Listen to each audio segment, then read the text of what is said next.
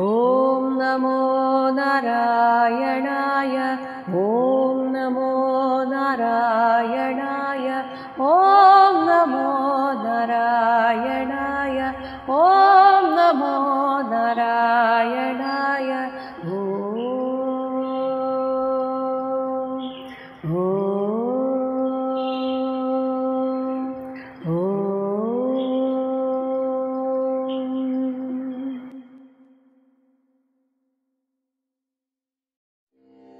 തനിക്കുള്ളതെല്ലാം ദാനം ചെയ്ത തൻ്റെ ഇപ്പോഴത്തെ അവസ്ഥ എന്താണെന്ന് പൃഥു മഹാരാജാവ് പറയുകയാണ്. 45-ാമത്തെ ശ്ലോകം.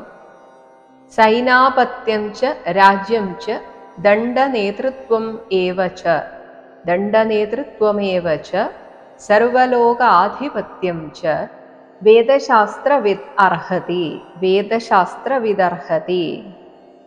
സേനാനായകത്വവും രാജ്യം ച രാജ്യാധികാരവും ദണ്ഡനേതൃത്വം ആളുകളെ ശിക്ഷിക്കാൻ അധികാരിയായിട്ടുള്ള ആൾ എന്ന ആ അവസ്ഥയും സർവലോകാധിപത്യം ച സർവലോകങ്ങളുടെയും അധിപനാണ് എന്ന ആ പദവിയും വേദശാസ്ത്രവിദ് വേദശാസ്ത്രജ്ഞന്മാരായ ബ്രാഹ്മണർ മാത്രമാണ് അർഹിക്കുന്നത്. ഈശ്വരനെ അറിഞ്ഞ ബ്രഹ്മജ്ഞന്മാർ മാത്രമാണ് ഈ സ്ഥാനത്തിനൊക്കെ അർഹരായിട്ടുള്ളത് എന്നാണ് രാജാവ് പറയുന്നത്. സൈനാപത്യം ച രാജ്യം ച ദണ്ഡനേതൃത്വമേവ ച സർവലോകാധിപത്യം ച വേദശാസ്ത്രവിദർഹതി. 46-ാമത്തെ ശ്ലോകം. സ്വമേവ ബ്രാഹ്മണഃ ബ്രാഹ്മണോ ഭുങ്ക്തേ സ്വം വസ്തേ സ്വം ദദാതി ച തസ്യൈവ അനുഗ്രഹേണ അന്നം ഭുഞ്ജതേ ക്ഷത്രിയാദയഃ. യഥാർത്ഥ ബ്രാഹ്മണൻ സ്വം ഏവ തനിക്ക് സ്വന്തമായിട്ടുള്ളത് മാത്രം ഭുങ്ക്തേ ഭക്ഷിക്കുന്നു. സ്വം വസ്തേ തനിക്ക് സ്വന്തമായിട്ടുള്ളത് മാത്രം ഉടുക്കുന്നു. സ്വം ദദാതിച്ച തൻ്റേത് മാത്രമായിട്ടുള്ളത് ദാനം കൊടുക്കുകയും ചെയ്യുന്നു. തസ്യ അങ്ങനെയുള്ള ആ ബ്രാഹ്മണന്റെ അല്ലെങ്കിൽ ഇത്തരത്തിലുള്ള ബ്രാഹ്മണന്മാരുടെ അനുഗ്രഹേണ ഏവ അവരുടെ അനുഗ്രഹം കൊണ്ട് മാത്രമാണ് ഞങ്ങളെ പോലെയുള്ള ക്ഷത്രിയാദികൾ അന്നം ഭുങ്ക്തേ അന്നം ഭക്ഷിക്കുന്നത്. അതായത് യഥാർത്ഥത്തിൽ ഇവിടെ ഈശ്വരനെ അറിഞ്ഞവർക്ക് മാത്രമാണ് ഈ പ്രകൃതിയിലുള്ളതെല്ലാം സ്വന്തമായിരിക്കുന്നത്. ബാക്കി എല്ലാവരും ഒരു തരത്തിൽ ഈ ബ്രാഹ്മണന്മാർക്ക് കടപ്പെട്ടിരിക്കുന്നു. അവരുടെ നിസ്വാർത്ഥമായ സേവനം, ആ സേവനത്തിൽ തൃപ്തരായിട്ടാണ് എല്ലാ ദേവന്മാരും ഈ ഭൂമിയിൽ വേണ്ടത് ചെയ്യുന്നത്. അങ്ങനെ നോക്കുമ്പോൾ അവരാണ് എല്ലാറ്റിൻ്റെയും അധിപന്മാർ. പക്ഷെ അവർ അങ്ങനെ ഭാവിക്കാറില്ല. ഇവിടെ പൃഥു മഹാരാജാവ് പറയുന്നു, ഞാനത് തിരിച്ചറിയുന്നു. അതുകൊണ്ട് തന്നെ ബ്രാഹ്മണരുടെ ഒരു അനുഗ്രഹം കൊണ്ട് മാത്രമാണ് ഞങ്ങളെ പോലെയുള്ളവർ ജീവിക്കുന്നത് തന്നെ. സ്വമേവ ബ്രാഹ്മണോ ഭുങ്ക്തേ സ്വം വസ്തേ സ്വം ദദാതി ച തസ്യൈവാനുഗ്രഹേണാന്നം ഭുഞ്ജതേ ക്ഷത്രിയാദയ. 47-ാമത്തെ ശ്ലോകം. യൈരീദൃശി ഭഗവതോ ഗതിഃ ഗതിരാത്മവാദേ ഏകാന്തതോ നിഗമിഭിഃ പ്രതിപാദിതാ നഃ തുഷ്യന്തു അദഭ്രകരുണാഃ സ്വകൃതേന നിത്യം കോ നാമ കഃ നാമ തത് പ്രതികരോതി വിനോദപാത്രം. ആത്മവാദേ അധ്യാത്മവിചാര വിഷയത്തിൽ ഭഗവാനെ കുറിച്ചുള്ള ഭഗവത് സംബന്ധമായിട്ടുള്ള ഗതിഹി ആ വിശിഷ്ടജ്ഞാനം ഏകാന്തതഃ നമുക്ക് ഇന്ന പ്രകാരത്തിലാണ് കൃത്യമായിട്ട്, ഏകാന്തതഃ എന്നാൽ അവർക്ക് മാത്രമായിട്ട് അവരെ ഉപദേശിക്കുകയാണ്.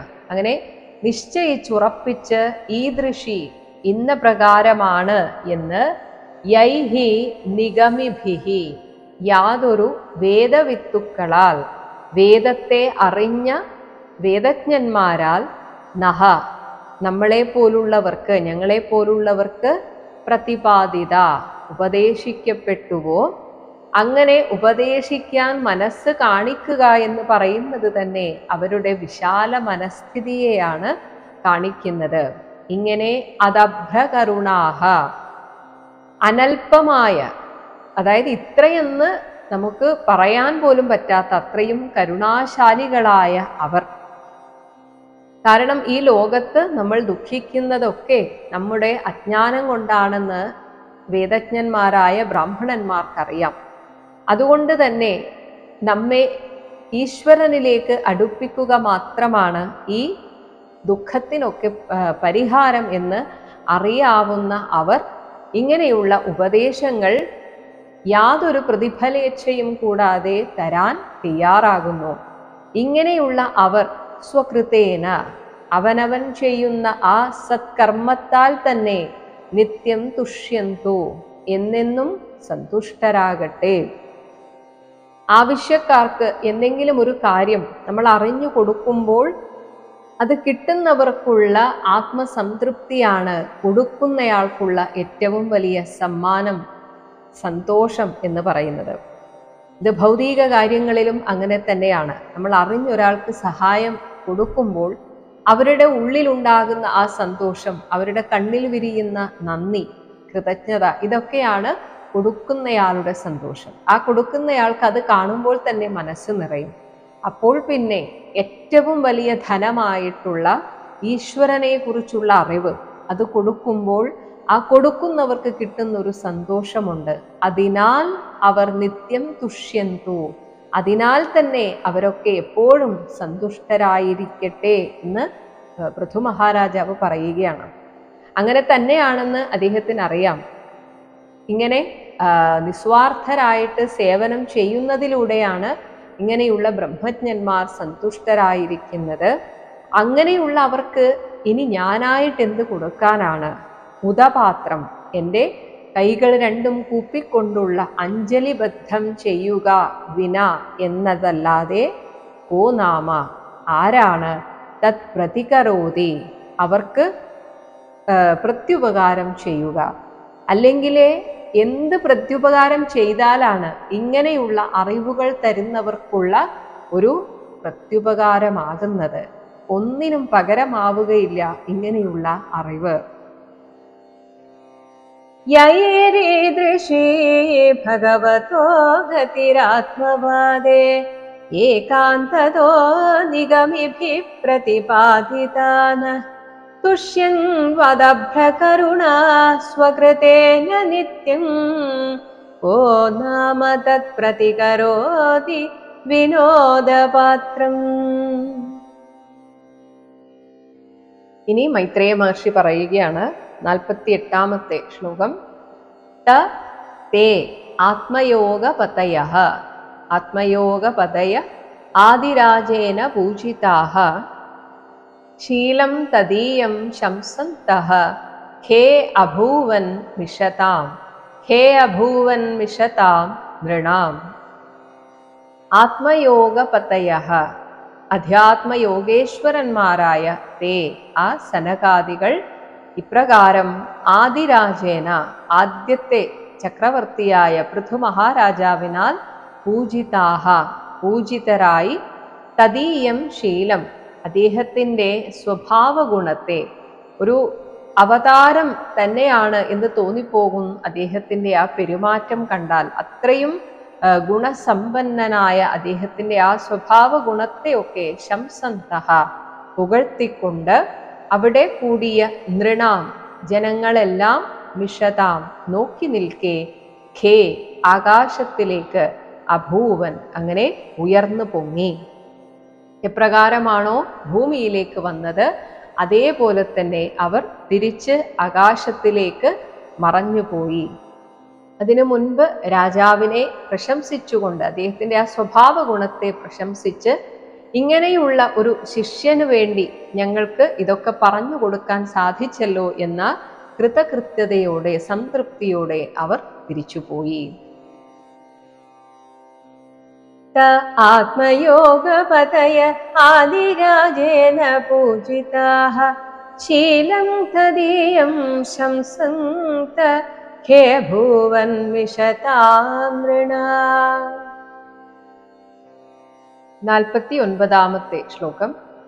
വൈന്യഃ തു വൈന്യസ്തു ധുര്യഃ ധുര്യോ മഹതാം സംസ്ഥിത്യ അധ്യാത്മശിക്ഷയാ സംസ്ഥിത്യധ്യാത്മശിക്ഷയാ ആപ്തകാമം ഇവ ആത്മാനം ആപ്തകാമമിവ ആത്മാനം മേന മേനെ ആത്മനി അവസ്ഥിതഃ ആത്മന്യവസ്ഥിതഃ. മഹതാം ധുര്യഃ മഹാത്മാക്കളിൽ പ്രമുഖനായ വൈന്യഃ തു പൃഥു മഹാരാജാവാകട്ടെ അധ്യാത്മശിക്ഷയാ ഇങ്ങനെ ഇത്രയും ശ്രേഷ്ഠരായ ഗുരുക്കന്മാരിൽ നിന്ന് അധ്യാത്മശിക്ഷയാ അധ്യാത്മസംബന്ധമായ ഉപദേശം കിട്ടിയതോടെ സംസ്ഥിത്യ ഏകാഗ്രതയോടെ ആത്മനി സംസ്ഥിതഃ തന്നിൽ തന്നെയുള്ള ആ ആത്മാവിൽ മനസ്സ് ഏകാഗ്രമാക്കി നിഷ്ഠയോടെ ഇരുന്ന് ആത്മാനം തന്നെക്കുറിച്ച് ആപ്തകാമം ഇവ നേടേണ്ടതൊക്കെ നേടിക്കഴിഞ്ഞവൻ എന്ന ഒരു പൂർണ്ണ തൃപ്തി അത് നേടിയവനായിട്ട് ഇവ മേനെ അങ്ങനെ കണക്കാക്കി. സ്വയം ഒരു തൃപ്തി വരിക എന്നതാണ് മനുഷ്യ ജീവിതത്തിൻ്റെ ഏറ്റവും വലിയ ലക്ഷ്യം. അത് എത്രയും നേരത്തെ വരുന്നുവോ അത്രയും സന്തുഷ്ടരായിട്ട് നമുക്ക് ഈ ലോകത്തിൽ ജീവിക്കാം. അത് വരുന്നത് ആഗ്രഹങ്ങളെല്ലാം ഇല്ലാതാകുമ്പോൾ മാത്രമാണ്. അല്ലാതെ ആഗ്രഹങ്ങൾ തീർത്തിട്ട് തൃപ്തരാകാം എന്ന് വിചാരിച്ചാൽ അതൊരിക്കലും നടക്കുകയില്ല. ഒന്ന് കഴിഞ്ഞാൽ അടുത്തത് എന്നതുപോലെ മരണം വരെ ആഗ്രഹങ്ങൾ നമ്മെ പിന്തുടർന്നുകൊണ്ടേയിരിക്കും. അപ്പോൾ ഇവിടെ രാജാവിന് താൻ നേടേണ്ടത് നേടി എന്ന ആ കൃതകൃത്യത, ഒരു ആത്മസംതൃപ്തി തോന്നി എന്നാണ് പറയുന്നത്.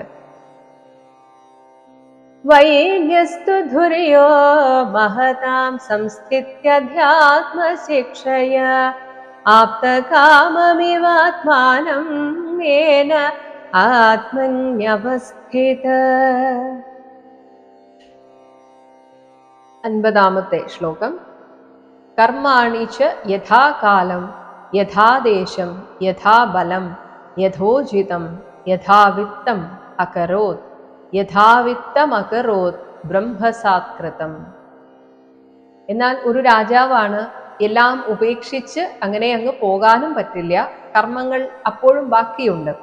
എന്നാൽ അതെല്ലാം തന്നെ അങ്ങനെ ചെയ്യണം എന്ന ആഗ്രഹം ഒന്നുമില്ലാതെ തന്നിലൂടെ ഈശ്വരൻ ഇവിടെ നടപ്പാക്കുകയാണ് എന്ന ഒരു ഭാവത്തിൽ കർമാണിച്ച എല്ലാ കർമ്മങ്ങളെയും യഥാകാലം ആ സമയാസമയം എന്താണോ ചെയ്യാൻ ഉള്ളിൽ ഒരു തോന്നൽ വരുന്നത് അതുപോലെ ചെയ്യുക.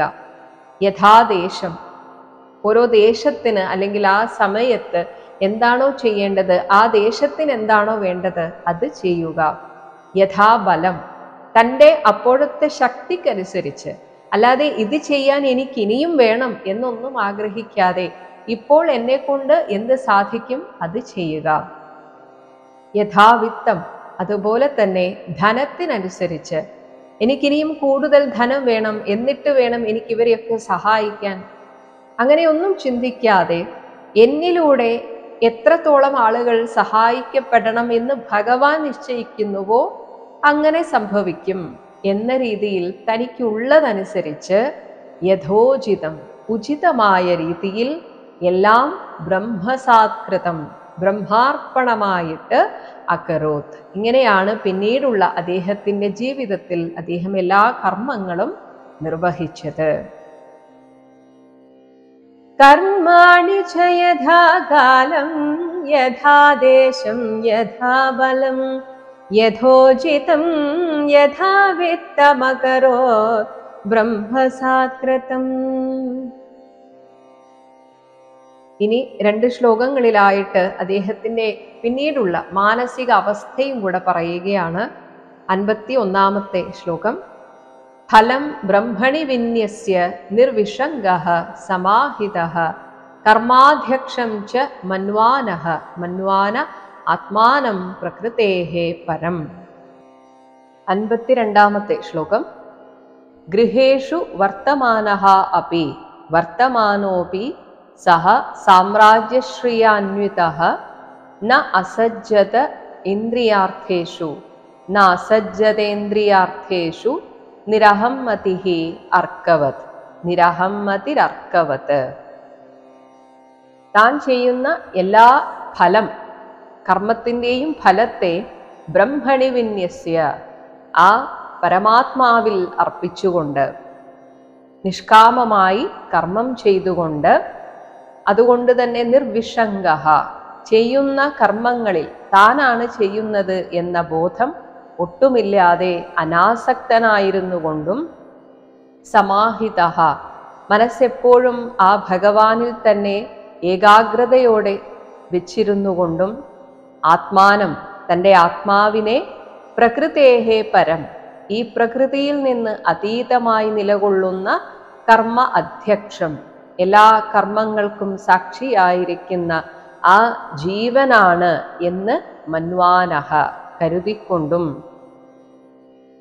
സാമ്രാജ്യശ്രിയ, തനിക്ക് സ്വാഭാവികമായി വന്നു ചേർന്ന സാമ്രാജ്യലക്ഷ്മി, ആ ഐശ്വര്യം, അതിനോടൊക്കെ അന്വിതഃ, ചേർന്നുകൊണ്ടാണെങ്കിലും, ഗൃഹേഷു വർത്തമാനഃ, തൻ്റെ കൊട്ടാരത്തിൽ തന്നെയാണ് ജീവിക്കുന്നതെങ്കിലും, അപി, എന്നിട്ടുകൂടി, നിരഹമ്മതിഃ, ഞാനാണ് ഇതൊക്കെ ചെയ്യുന്നത് എന്ന ചിന്ത ഒട്ടുമില്ലാതെ, സഹ, ആ പൃഥു മഹാരാജാവ്, അർക്കവത്, സൂര്യൻ ഏതുപോലെയാണോ നിഷ്കാമ കർമ്മം ചെയ്യുന്നത്, എല്ലാ ദിവസവും ഉദിക്കുകയും അസ്തമിക്കുകയും ഇങ്ങനെ തൻ്റെ കർമ്മം തന്നെ ഏൽപ്പിച്ച ഉത്തരവാദിത്തം ചെയ്യുന്നു എന്ന ഭാവത്തിൽ നിഷ്കാമനായിട്ട് എങ്ങനെയാണോ സൂര്യൻ പ്രവർത്തിക്കുന്നത്, ഇതേപോലെ ആ പൃഥു മഹാരാജാവ് ഇന്ദ്രിയ അർത്ഥേഷു, തൻ്റെ ഇന്ദ്രിയ വിഷയങ്ങളിലൊന്നും തന്നെ ന അസജ്ജത, ആസക്തനാകാതെ അങ്ങനെ ജീവിച്ചു പോന്നു.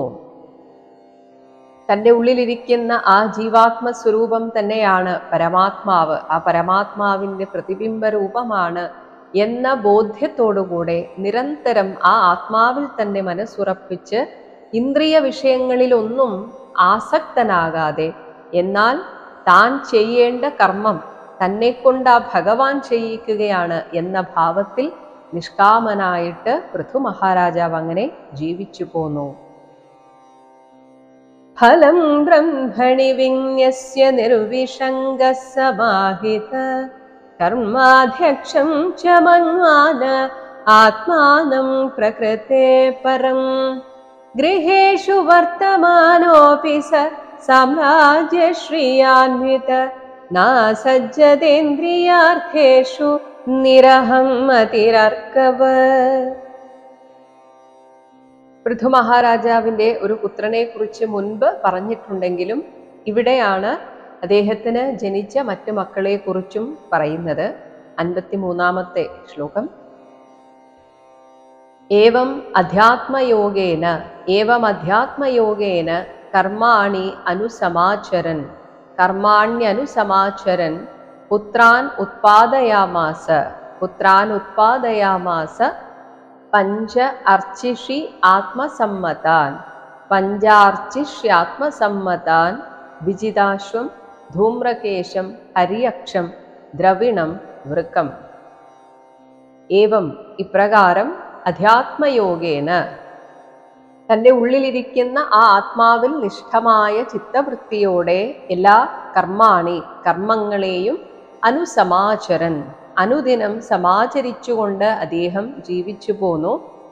ഇനി ഈ പറയുന്നത് ഇപ്പോൾ സംഭവിച്ചതാണ് എന്നും അർത്ഥമാക്കേണ്ടതില്ല. കാരണം വിജിതാശ്വന്റെ കഥ നമ്മൾ ആദ്യം കണ്ടിട്ടുണ്ട്. ഇന്ദ്രൻ യജ്ഞത്തിൽ സമർപ്പിക്കേണ്ട കുതിരയെ കട്ടുകൊണ്ടുപോയപ്പോൾ വിജിതാശ്വനാണ് പിടിച്ച് തിരിച്ചു കൊണ്ടുവന്നത് എന്ന് കണ്ടിട്ടുണ്ട്. അപ്പോൾ ഇവിടെ മക്കളെ കുറിച്ച് പറയുന്നു എന്ന് മാത്രമേ അർത്ഥമാക്കേണ്ടതുള്ളൂ. ഇങ്ങനെയുള്ള രാജാവിന് അർച്ചിഷി തൻ്റെ പത്നിയായ ഭാര്യയിൽ ആത്മസമ്മതാൻ തനിക്കൊത്തവരായ പഞ്ചപുത്രാൻ 5 മക്കളെ ഉത്പാദിപ്പിച്ചു. അതിൽ ഓരോരുത്തരുടെ പേര് പറയുന്നു. വിജിതാശ്വൻ, ധൂമ്രകേശം, ധൂമ്രകേശൻ, ഹര്യക്ഷൻ, ദ്രവിണൻ, വൃക്കൻ. ഇവരാണ് 5 മക്കൾ. ഇങ്ങനെയുള്ള തനിക്കൊത്ത 5 മക്കളെയും ഉത്പാദിപ്പിച്ചു. ഇങ്ങനെയൊക്കെ ഒരു ഗൃഹസ്ഥനായി ജീവിച്ചിരുന്നുവെങ്കിലും തൻ്റെ മനസ്സെപ്പോഴും ഭഗവാനിൽ തന്നെയായിരുന്നു. ഏവമധ്യാത്മയോഗേന കർമാണ്യനുസമാചരൻ പുത്രാനുത്പാദയാമാസ പഞ്ചാർച്ചിഷ്യാത്മസമ്മതാൻ വിജിതാശ്വം ധൂമ്രകേശം ഹരിയക്ഷം ദ്രവിണം വൃക്കം. 54-ാമത്തെ ശ്ലോകം. സർവേഷാം ലോകപാലാനാം ദധാരൈകഃ പൃഥുർഗുണാൻ ഗോപീധായ ജഗത്സൃഷ്ടേഃ കാലേ സ്വേ അച്യുതാത്മകഃ.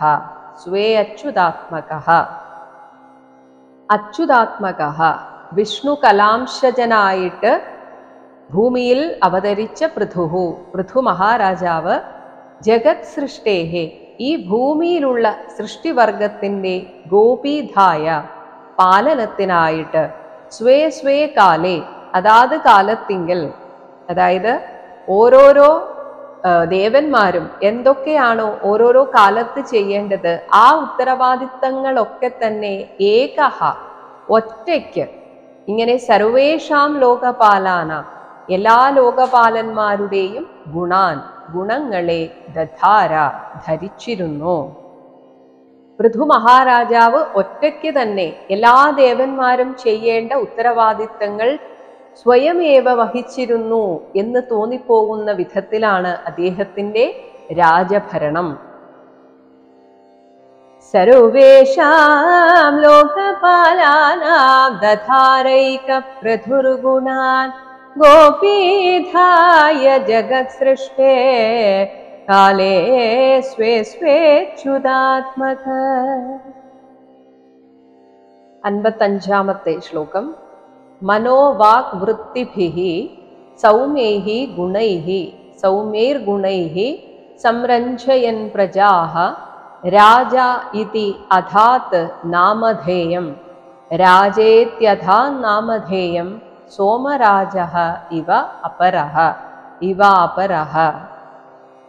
സൗമ്യൈഃ ആകർഷകങ്ങളായ, ഗുണൈഃ ഗുണങ്ങളോടുകൂടിയ, മനോ വാക് വൃത്തിഭിഃ മനസ്സിൻ്റെ ചിന്തകൾ, ഈ ചിന്തകളാണ് പിന്നീട് വാക്കായിട്ട് പുറത്തേക്ക് വരുന്നത്. അതുകൊണ്ട് തന്നെയാണ് പറയുന്നത് ചിന്തകൾ പോലും കർമ്മമാണ് എന്ന്. കാരണം ചിന്തകളില്ലെങ്കിൽ പിന്നെ കർമ്മമില്ല. ഏതൊരു കാര്യവും നമ്മുടെ മനസ്സിലാണ് ആദ്യം അതൊരു പ്രവൃത്തിയായിട്ട് വരുന്നത്. പിന്നീട് നമ്മൾ സാഹചര്യം അനുസരിച്ച് അത് പുറത്തേക്ക് അത് ചെയ്യണോ വേണ്ടയോ എന്നത് നമ്മുടെ വിവേക ബുദ്ധി പോലെ. ഒരാളെ അടിക്കണം എന്ന് വിചാരിച്ചാലും സാഹചര്യം നോക്കി നമ്മൾ അടിക്കാറില്ല. ചിലപ്പോൾ അത് അടിച്ചാൽ പ്രശ്നമാണ് എന്നറിയാവുന്നത് കൊണ്ട് അടിക്കാറില്ല. പക്ഷെ മനസ്സിൽ അങ്ങനെ ഒരു ആഗ്രഹം വന്നാൽ അതൊരു പ്രവൃത്തിക്ക് തുല്യമാണ്. അപ്പോൾ മനസ്സിൽ പോലും ആ ചിന്ത വരാതിരിക്കുമ്പോഴാണ് യഥാർത്ഥ മനഃശുദ്ധി ഉണ്ടാകുന്നത്. ഇങ്ങനെ മനോവാക് വൃത്തിഭിഃ തൻ്റെ പ്രവൃത്തി കൊണ്ടും പ്രജാഹ ജനങ്ങളെ സംരഞ്ജയൻ രഞ്ജിപ്പിച്ചുകൊണ്ട്. അപ്പോൾ രാജ എന്ന വാക്കിന് അർത്ഥം തന്നെ രഞ്ജയതി ഇതി രാജ, എല്ലാ ജനങ്ങളെയും സന്തോഷിപ്പിച്ചുകൊണ്ട് രാജ്യം ഭരിക്കുന്നവൻ ആരോ അവൻ മാത്രമാണ്, അയാൾ മാത്രമാണ് രാജാവ്. ഇങ്ങനെ രാജാ ഇതി നാമധേയം, രാജാവ് എന്നുള്ള ആ പദത്തിന് എല്ലാ അർത്ഥത്തിലും അർഹനാണ് എന്ന് അദ്ദേഹം തെളിയിച്ചു. ഇങ്ങനെ അപരഹ മറ്റൊരു സോമരാജ, ചന്ദ്രനാണോ എന്നതുപോലെ, ചന്ദ്രൻ ഏതുപോലെയാണോ ആളുകൾക്ക് സന്തോഷത്തെ കൊടുക്കുന്നത്, ഇതുപോലെ ഇവ അഥാത്, രാജൻ എന്ന ആ പദത്തിന് എല്ലാവിധത്തിലും അർഹനായി തീർന്നു. അങ്ങനെ ഒരു രാജാവ്, അതായത് ആ വാക്ക് കൊണ്ടുപോലും അതിനെ അന്വർത്ഥമാക്കുന്ന രാജാവായി തീർന്നു പൃഥു ചക്രവർത്തി. മനോഭാവൃത്തിഭിः സൗമ്യൈർഗുണൈः സംരഞ്ജയൻ പ്രജാഃ രാജേത്യഥാ നാമധേയം സോമരാജ ഇവാപര. 56-ാമത്തെ ശ്ലോകം. സൂര്യവത് വിസൃജൻ ഗൃഹ്ണൻ പ്രതപൻ ച ഭുവഃ ഭുവോ വസു ദുർധർഷഃ തേജഃ സേവാഗ്നിഃ മഹേന്ദ്രഃ ദുർധർഷസ്തേജസ് സേവാഗ്നിർമഹേന്ദ്ര ഇവ ദുർജയഃ. 57-ാമത്തെ ശ്ലോകം ഒരു വരിയിലാണ് ഉള്ളത്. തിതിക്ഷയാ ധരിത്രീ ഇവ, ധരിത്രീ ഇവ ദ്യൗഹു ഇവ അഭീഷ്ടതഃ ദ്യൗരിവ അഭീഷ്ടതോ നൃണാം. ഭുവഃ ഭൂമിയിൽ നിന്ന് വസു ധനത്തെ ഗൃഹ്ണൻ പിരിച്ചെടുത്തും, അതായത് ഒരുപാടുള്ളവരിൽ നിന്ന് അവർക്ക് കൂടുതലായുള്ളത് പിരിച്ചെടുക്കുക, എന്നിട്ട് അത് ഒട്ടുമില്ലാത്തവർക്ക് വിസൃജൻ ച വിതരണം ചെയ്തും, സൂര്യവത് സൂര്യനെ പോലെ പ്രതപൻ സമുജ്വലിച്ചുകൊണ്ടിരുന്നു, തേജസ തൻ്റെ തേജസ്സുകൊണ്ട്, അഗ്നിഹി ഇവ അഗ്നിയെപ്പോലെ, ദുർധർഷഃ അടുക്കാൻ സാധിക്കാത്ത അത്രയും പ്രതാപശാലിയും ഉജ്ജ്വലമൂർത്തിയും ആയിരുന്നു, മഹേന്ദ്രഃ ഇവ ഇന്ദ്രനെപ്പോലെ, ദുർജയഃ ആർക്കും ജയിക്കാൻ സാധിക്കാത്തവനും ആയിരുന്നു. അതേസമയം തിതിക്ഷയ തൻ്റെ ക്ഷമാശീലം കൊണ്ട്, ധരിത്രി ഇവ ഭൂമി തുല്യനും ആയിരുന്നു.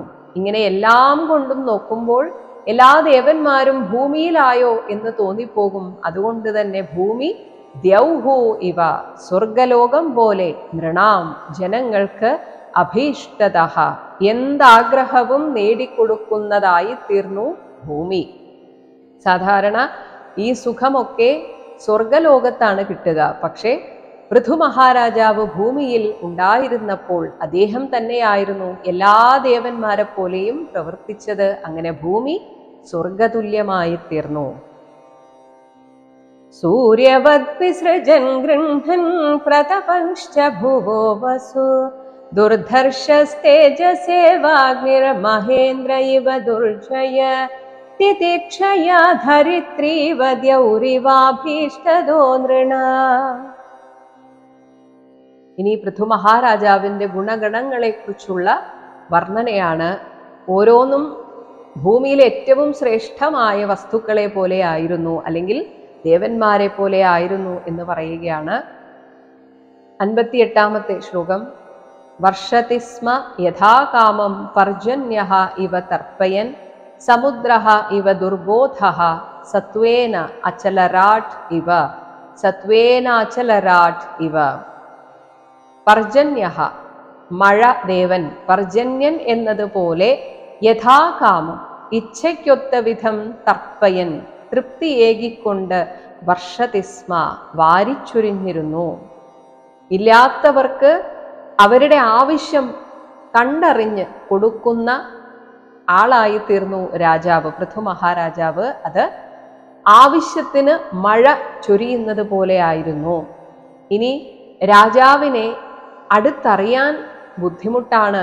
ഏതുപോലെ? സമുദ്രഃ ഇവ, സമുദ്രം പോലെ ആഴമേറിയതാണ്. അദ്ദേഹത്തെ പുറത്ത് കാണുന്നത് പോലെയല്ല. അദ്ദേഹത്തിൻ്റെ ആ മാഹാത്മ്യം, ആ ആധ്യാത്മികമായ ഉന്നതി, ഇതൊന്നും പുറത്തുള്ളവർക്ക് മനസ്സിലാവുകയില്ല. ഇങ്ങനെ ദുർബോധഃ, അദ്ദേഹത്തിൻ്റെ ആഴം അറിയുവാൻ ആവാത്തതായിരുന്നു. സത്വേന കരുത്തുകൊണ്ട്, അചലരാട്ട് മഹാമേരുപർവ്വതം ഇവ ആയിരുന്നു. ഇളക്കമില്ല. ഒരു തീരുമാനമെടുത്താൽ അതിൽ നിന്ന് ഇളക്കമില്ല. മഹാമേരു പർവ്വതം പോലെ അങ്ങനെ അചഞ്ചലനായിരുന്നു. വർഷതി സ്മ യഥാകാമം പർജന്യ ഇവ തർപ്പയൻ സമുദ്ര ഇവ ദുർബോധ സത്വേനാചലരാടിവ. 59-ാമത്തെ ശ്ലോകം. ധർമ്മരാഡിവ ശിക്ഷായാം ആശ്ചര്യേ ഹിമവാൻ ഇവ കുബേരഃ ഇവ കോശാഢ്യഃ ഗുപ്താർത്ഥോ വരുണോ യഥാ. ശിക്ഷായാം, ആളുകൾക്ക് എന്തും ചെയ്തു കൊടുക്കും എന്നതിന് അർത്ഥം അവരെ വെറുതെ വഷളാക്കിക്കൊണ്ടിരിക്കുക എന്നല്ല, തെറ്റ് ചെയ്താൽ കൃത്യമായി ശിക്ഷിക്കുകയും ചെയ്യും. അതിൽ ധർമ്മരാജ് ഇവ, ധർമ്മരാജനെ പോലെയായിരുന്നു. ഇനി ആശ്ചര്യേ, അത്ഭുതാവഹമായ വിഷയത്തിൽ ഹിമവാൻ ഇവ, ഹിമാലയ പർവ്വതം എങ്ങനെയാണോ നമ്മെ ആശ്ചര്യപ്പെടുത്തുന്നത് അതുപോലെയായിരുന്നു അദ്ദേഹത്തിന്റെ മഹിമ. കുബേരഃ ഇവ, കുബേരനെ പോലെ കോശാഢ്യഃ, അത്രയും ധനസമൃദ്ധിയുള്ള ആളായിരുന്നു. അതേസമയം വരുണഃ യഥാ, വരുണദേവൻ, നേരത്തെ സമുദ്രത്തെ പറഞ്ഞത് ആഴം അളക്കാൻ സാധിക്കില്ല എന്നാണ്. ഇവിടെ സമുദ്രത്തിന്റെ ദേവനായി കണക്കാക്കുന്ന വരുണൻ തൻ്റെ ഉള്ളിൽ, അതായത് സമുദ്രത്തിനുള്ളിൽ എന്തൊക്കെ നിധികളാണ് ഒളിപ്പിച്ചു വെച്ചിരിക്കുന്നത് എന്ന് എല്ലാവർക്കും മനസ്സിലാക്കാൻ സാധിക്കില്ല. ഇങ്ങനെ ഗുപ്താർത്ഥഃ, മറച്ചുവെച്ച സമ്പദ് സ്ഥിതിയോടുകൂടിയവൻ, അതായത് ആധ്യാത്മികതയുടെ ആ ആഴം കൊണ്ട് എത്രമാത്രം ഉന്നതിയിലെത്തിയ ഒരു യോഗീശ്വരനാണ് പൃഥു മഹാരാജാവ് എന്ന് സാധാരണ ആളുകൾക്ക് മനസ്സിലാക്കാൻ സാധിക്കില്ല. അതാണ് നമുക്ക് നേടാൻ സാധിക്കുന്ന അക്ഷയനിധി എന്ന് പറയുന്നത്. ഭൗതികമായ സമ്പത്തൊക്കെ എപ്പോൾ വേണമെങ്കിലും ഇല്ലാതാകും, പക്ഷേ ആധ്യാത്മികമായി നമ്മൾ നേടിയെടുക്കുന്ന ആ നിധിയാണ് എന്നേക്കുമായിട്ട് നമ്മെ യഥാർത്ഥ ധനികരാക്കുന്നത്. ആ ധനസ്ഥിതിയും ഉള്ള ആളായിരുന്നു പൃഥു മഹാരാജാവ്. ധർമ്മരാഡിവ ശിക്ഷായാമാശ്ചര്യേ ഹിമവാനിവ കുബേര ഇവ കോശാഢ്യോ ഗുപ്താർത്ഥോ വരുണോ യഥാ. 60-ാമത്തെ ശ്ലോകം. മാതരിഷ്വേവ സർവാത്മാ ബലേന സഹസൗജസാ അവിഷഹ്യതയാ ദേവഃ ഭഗവാൻ ഭൂതരാഡിവ. ബലേന, ഊക്കിനാലും, സഹസ, ഉൾക്കരുത്തിനാലും, ഓജസ, ഊർജസ്വലതയാലും, സർവാത്മാ, എല്ലായിടത്തും എത്തുന്ന, മാതരിഷ്വ ഇവ, വായുവെ പോലെയായിരുന്നു. വായുവിനെ നമുക്ക് അളക്കാൻ സാധിക്കില്ല, അല്ലെങ്കിൽ അതിൻ്റെ ശക്തിയെ നമുക്ക് ഊഹിക്കാൻ പോലും സാധിക്കില്ല. അതൊരു കൊടുങ്കാറ്റൊക്കെ വരുമ്പോൾ മാത്രമാണ് നമുക്ക് മനസ്സിലാവുക. എന്നാൽ മന്ദമാരുതനായിട്ട് ആളുകളെ സുഖിപ്പിക്കാനും സന്തോഷിപ്പിക്കാനും കാറ്റിന് സാധിക്കും. കൊടുങ്കാറ്റ് പോലെ വന്ന് എല്ലാം നശിപ്പിക്കാനും സാധിക്കും. ഇങ്ങനെ ആ വേഗവും ഊക്കും ഉൾക്കരുത്തും മനസ്സിലാക്കാത്ത വിധത്തിൽ വായുതുല്യനായിരുന്നു മഹാരാജാവ്. ഇനി അവിഷഹ്യതയാ, ദുസ്സഹമായ ഉഗ്രവീര്യത്താൽ, ഭഗവാൻ ഭൂതരാട്ട് ദേവഃ ഇവ. ഭൂതരാട്ട് എന്നാൽ ഭൂതങ്ങളുടെ ദേവനായ ശ്രീരുദ്രനെ പോലെ. ഏത് സമയത്താണ് ഉഗ്രരൂപം ധരിക്കുക എന്നും പറയാൻ പറ്റില്ല. അത് ധാർമ്മിക രോഷം വരുന്ന സമയത്താണ് അങ്ങനെയുള്ള രാജാവിനെ കാണുക. അതായത് തെറ്റ് കണ്ടാൽ സഹിക്കില്ല, എല്ലാം ചെയ്തു കൊടുക്കും. പക്ഷേ അധാർമികമായ മാർഗത്തിൽ ചലിക്കുന്നത് കണ്ടാൽ രുദ്രനെ പോലെയായി തീരും രാജാവ്. മാതരിഷ്വേവ സർവാത്മാ ബലേന സഹസൗജസാ അവിഷഹ്യതയാ ദേവോ ഭഗവാൻ ഭൂതരാഡിവ.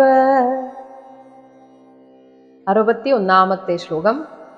കന്ദർപ്പഃ ഇവ സൗന്ദര്യേ മനസ്വി മൃഗരാഡ് ഇവ വാത്സല്യേ മനുവത് നൃണാം പ്രഭുത്വേ ഭഗവാൻ അജഃ. സൗന്ദര്യേ കന്ദർപ്പഃ, സൗന്ദര്യത്തിൽ കാമദേവനെ പോലെയായിരുന്നു. എന്നാൽ മനസ്വി, മനോബലത്തിൽ മൃഗരാട്ട് ഇവ, സിംഹത്തെ പോലെയായിരുന്നു. ശൗര്യമുള്ളവനായിരുന്നു. അതായത് ബാഹ്യ സൗന്ദര്യം നമ്മുടെ ശരീര സൗന്ദര്യമാണെങ്കിൽ മനസ്സിന്റെ സൗന്ദര്യം എന്ന് പറയുന്നത് മനഃശക്തിയും കൂടെയാണ്. അതുപോലെ തന്നെ നൃണാം, ജനങ്ങളോടുള്ള വാത്സല്യത്തിൽ മനുവത്, സ്വായംഭുവ മനുവെ പോലെയായിരുന്നു. പ്രഭുത്വേ, ഒരു ക്ഷത്രിയന് വേണ്ടത് രാജസികമായ ഗുണവും കൂടിയാണ്.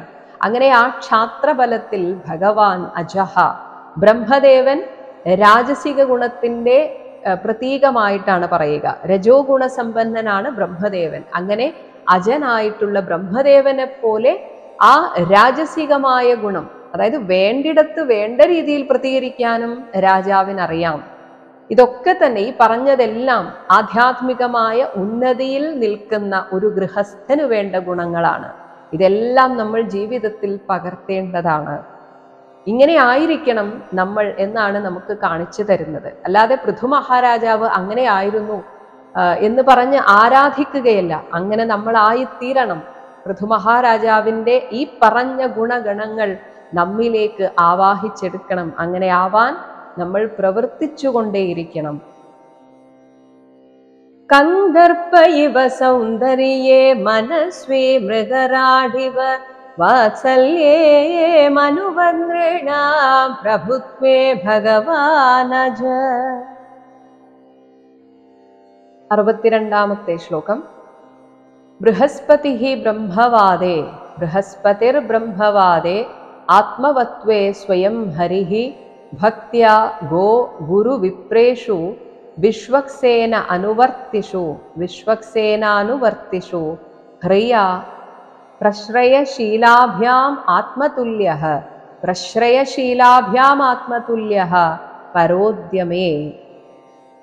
ബ്രഹ്മവാദേ, വേദാർത്ഥ വിചാരത്തിൽ ബൃഹസ്പതി, ദേവഗുരുവായ ബൃഹസ്പതിക്ക് തുല്യം ജ്ഞാനമുള്ളവനായിരുന്നു. ഇനി ആത്മവത്വേ, ഇന്ദ്രിയങ്ങളെ നിഗ്രഹിക്കുന്നതിൽ സ്വയം ഹരിഹി, സാക്ഷാൽ ശ്രീ നാരായണൻ തന്നെയായിരുന്നു. ഗോ ഗുരു വിപ്രേഷു, ഗോക്കൾ, ഗുരുക്കന്മാർ, ബ്രാഹ്മണർ, ഇവരിലും വിശ്വക്സേനനായ മഹാവിഷ്ണുവിൻ്റെ അനുവർത്തിഷു, മഹാവിഷ്ണു ധർമ്മത്തിൽ, വിഷ്ണുധർമ്മത്തെ അനുവർത്തിക്കുന്ന ആ ഭക്തന്മാരിലും ഭക്ത്യാ, അവരിലുള്ള ഭക്തി കൊണ്ടും, ഹ്രിയാ, ശാലീനത കൊണ്ടും, പ്രശ്രയശീലാഭ്യാം, വിനയം കൊണ്ടും സ്വഭാവശുദ്ധി കൊണ്ടും, പരോദ്യമേ, മറ്റുള്ളവർക്ക് വേണ്ടി എന്തും ചെയ്യാനുള്ള മനസ്സുകൊണ്ടും, ആത്മതുല്യഃ, തനിക്ക് തുല്യം താൻ മാത്രമാണ് എന്ന് പൃഥു മഹാരാജാവ് തെളിയിച്ചുകൊണ്ടേയിരുന്നു. ബൃഹസ്പതിർ ബ്രഹ്മവാദേ ആത്മവത്വേ സ്വയം ഹരേ ഭക്ത്യാ ഗോ ഗുരുവിപ്രേഷു വിശ്വക്സേനാനുവർത്തിഷു ഹ്രിയാ പ്രശ്രയശീലാഭ്യാമാത്മതുല്യ പരോദ്യമേ. 63-ാമത്തെ ശ്ലോകം. കീർത്തിയാ ഊർധ്വഗീതയാ കീർത്തിയോർധ്വഗീതയാ പുംഭിഃ ത്രൈലോക്യേ പുംഭിസ്ത്രൈലോക്യേ തത്ര തത്രഃ പ്രവിഷ്ടഃ കർണരന്ധ്രേഷു സ്ത്രീണാം രാമഃ സതാമിവ. പുംഭിഃ, സജ്ജനങ്ങളാൽ, ഊർധ്വഗീതയാ, ഉച്ചത്തിൽ പാടിപ്പുകഴ്ത്തപ്പെട്ട കീർത്തിയ, കീർത്തിയിലൂടെ, ത്രൈലോക്യേ, 3 ലോകത്തിലും, അവിടെ പുരുഷന്മാർ മാത്രമല്ല, പൊതുവെ ലോകകാര്യങ്ങളിൽ ഇടപെടാത്ത, തത്ര സ്ത്രീണാം, സ്ത്രീകളുടെയും കൂടെ, കർണരന്ധ്രേഷു, കാതുകൾക്കുള്ളിൽ, പ്രവിഷ്ടനായ അദ്ദേഹം, അതായത് അദ്ദേഹത്തെ കുറിച്ച് സംസാരിക്കാത്തവരായി ഈ 3 ലോകത്തിലും ആരുമില്ലായിരുന്നു. ഇങ്ങനെ സതാം, സജ്ജനങ്ങളുടെ കാതുകൾക്കുള്ളിൽ പ്രവിഷ്ടനായ ശ്രീരാമഃ, രാമഃ ഇവ, ഭഗവാൻ ശ്രീരാമചന്ദ്രനെ പോലെ, ബഭൗഹ, ആ പൃഥു മഹാരാജാവ് അങ്ങനെ പ്രശോഭിച്ചു പോലും. അപ്പോൾ എങ്ങനെ ആയിരിക്കണം ഒരു ഭക്തൻ, ഭഗവാനിൽ മനസ്സുറപ്പിച്ച ഭക്തന്റെ ഗൃഹസ്ഥ ജീവിതം എങ്ങനെ ആയിരിക്കണം എന്നതിൻ്റെ ഉത്തമ ഉദാഹരണമായിട്ട് പ്രശോഭിച്ച മഹാരാജാവായിരുന്നു പൃഥു ചക്രവർത്തി എന്ന് പറഞ്ഞുകൊണ്ടാണ് ഈ 22-ാമത്തെ അധ്യായം അവസാനിക്കുന്നത്. കീർത്തിയോർധ്വഗീതയാ പുംഭിസ്ത്രൈലോക്യേ തത്ര തത്രഃ പ്രവിഷ്ടഃ കർണരന്ധ്രേഷു സ്ത്രീണാം രാമഃ സതാമിവ. इति श्रीमद्भागवते महापुराणे चतुर्थस्कन्धे पृथुचरिते द्वाविंशतितमोऽध्यायः। सर्वत्र गोविन्दनाम सङ्कीर्तनं गोविन्द गोविन्द। हरे राम हरे राम राम हरे कृष्ण हरे कृष्ण कृष्ण हरे राम राम राम हरे कृष्ण कृष्ण कृष्ण हरे राम हरे कृष्ण कृष्ण हरे राम हरे कृष्ण कृष्ण।